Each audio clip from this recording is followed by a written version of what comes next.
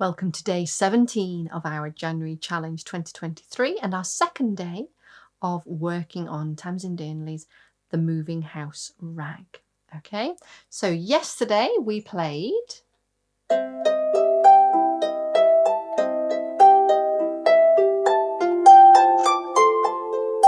and then today it does this.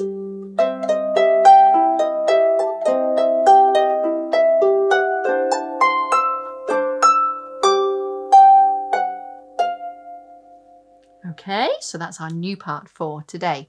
One of the things I haven't said yet, other than when I first played it through, is practice smiling as you play this. Don't try and go, oh, I'll learn all the notes and then I'll think about smiling. Make smiling part of your elbows out, thumbs up, smile on the face. Make that all part of your practice for this piece. You will enjoy it and convey the enjoying of it more if you're smiling while you play it. It's such a nice, fun, it says, you know, lively with humour. It's a jocular feel to this kind of music. And you want to convey that in your whole self. So don't think, oh, I'll worry about smiling later. Practice it now as you learn it. So today it starts with the same, almost the same first two bars as we did yesterday.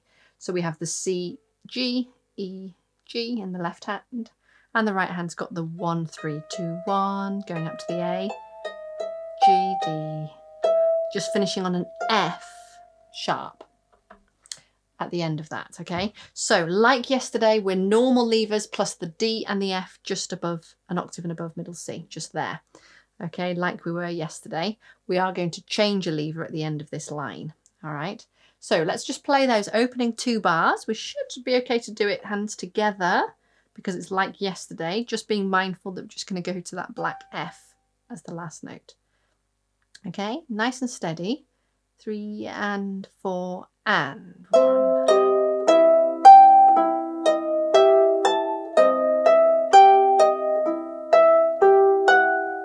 Okay, it'll sound a bit clashy, but it's leading us into what comes next. Let's try that again. My left hand went double speed for a moment there. So try it again. 3 and 4 and 1 and 2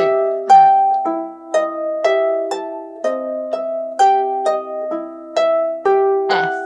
Okay, so previously that had been an A. Okay, that's going to lead us. Our left hand is then going to open up either with 1 and 4 or 1 and 3. It's up to you, but it's a C with the thumb really high up and a D just one higher than middle C. Clashy chord, that's fine. It's a 7th chord. So left hand's going to play that. Okay, it's going to play it again later in that bar, and then our finger 2 is going to go onto a G. Okay, so if I show you through the strings, got a D at the bass, C in the thumb. You either do it with 1 and 3 or 1 and 4, whichever you're happiest with. You've just been going C, G, E, so maybe 3 is okay. And we play it again, and then we have a G on its own. Okay, so that's in our left hand. Right hand had just finished on that F sharp that sounded a bit scrunchy.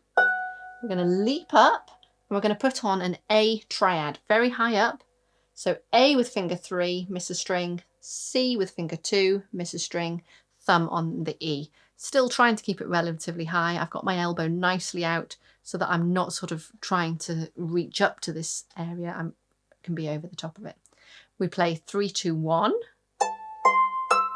Then we go back on, thumb back to the E, finger 2 on the D. We're going to play the D going to the E. D, E, and then we're going to come back to that D. So I'm going to go D, E, D.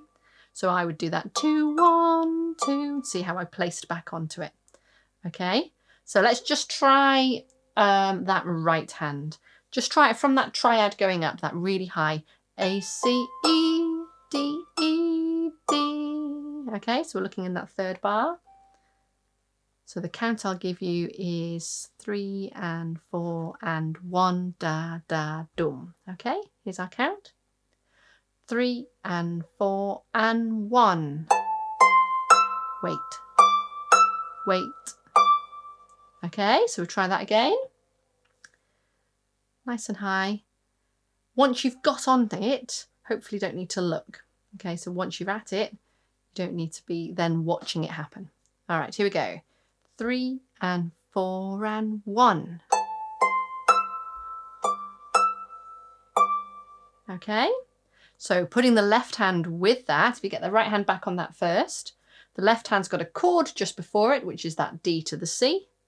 You might do with 1 and 4 or 1 and 3. We have the left hand chord. We played the right hand triad going up. And then there's that breath, and then we play the chord again with the D in the top hand. The E is on its own, and then as it comes back to the D, the left hand plays its G. Okay, so if we try that a bit more in time, we'll do this a couple of times. Left hand on the D and the C, right hand ready to go up with the A triad. 3 and 4 and left, right, right, right, together and together.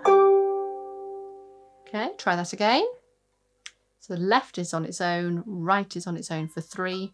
Then they're going to land together. Right carries on playing it, thumb on its own, and then the last chord, a G in the left and a D in the right, is together. Ready? Okay. 3 and 4 and left, right,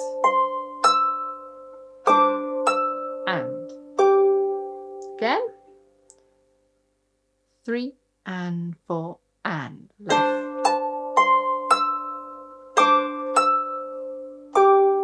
Good. Okay, one last time.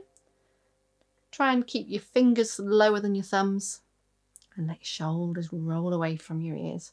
Here we go. 3 and 4 and.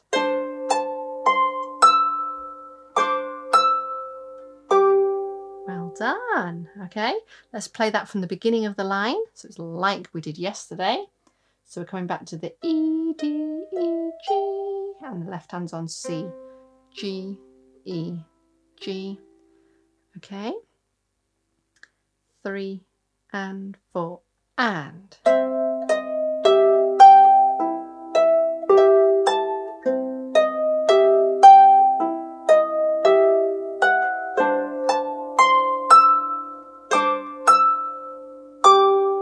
Okay, let's go again. I don't think I helped you there, so we'll try again.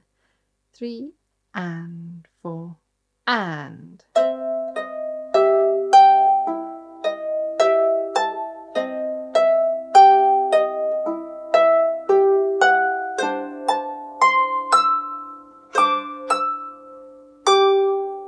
Okay, one last time like that.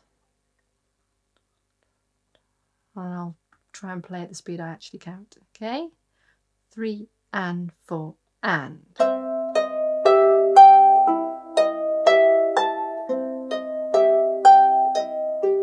Sorry, I'll start that again because I'm not helping you. Let's try that again. I need to focus on what I'm doing rather than thinking about whether I counted the right speed or not. Are we ready? 3 and 4 and.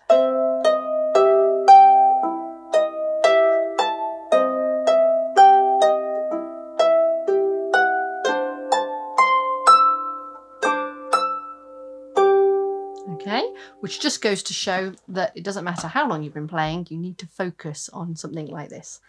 Last 3 notes of the piece, of the line, sorry. We've got a G on its own. We've got the F sharp, it's already sharp. Then we're going to take the lever off and play the F again. So I'm playing the same string twice. So G, F sharp, F. Okay. Don't leave your hand up there, even though we're not currently going on to anything, because we are going to go on to something.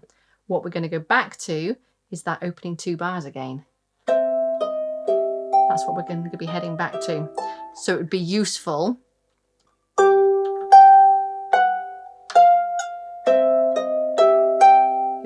just to take yourself in as if it was looping the line, just to be moving on from that lever change. Okay, now lever changes, there are a few others in this piece. You could, if some harps have colours on their levers, mine doesn't, yours may or may not, and you may not need them. If you're comfortable going for the lever, that's great. A really useful thing that you can do, some people put a bit of nail varnish on them, which lasts a long time but can also be removed with nail varnish remover should you not wish to. You decide how you feel about how precious you are on your levers on that front. The other thing that you can do, though, that's less permanent or less impacting than that is the little, they're called loom bands, really tiny elastic bands. And you get them usually multicoloured and people make bracelets out of them. I have a whole stash that I use every now and again, and you can put maybe a blue or a black one around this F, and later on we have some G's and some D's that you might have them on. So that can be handy for drawing your eye straight to the lever that you need without sort of having to find it and maybe readjust your focal length and, you know, and making it an extra chore. It doesn't need to be a chore. It's just another movement within the piece. Okay, do that an octave down as well. I need to say this at the beginning because I don't know who else is listening anymore. Do that an octave down as well. I'll mention it in the play along. So you've been doing it here with the D and the F on. So instead, put your D and the F on down there and play it down here with all these new notes.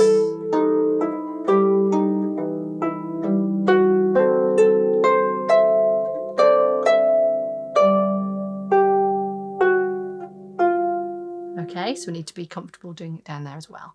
I'll mention that in the play along as well. All right, keep it up. You're doing great. Rest day tomorrow where we'll put all of that together. So breathe easy. Take your time getting familiar with when it holds, when it doesn't hold, and where it lands. All right, well done.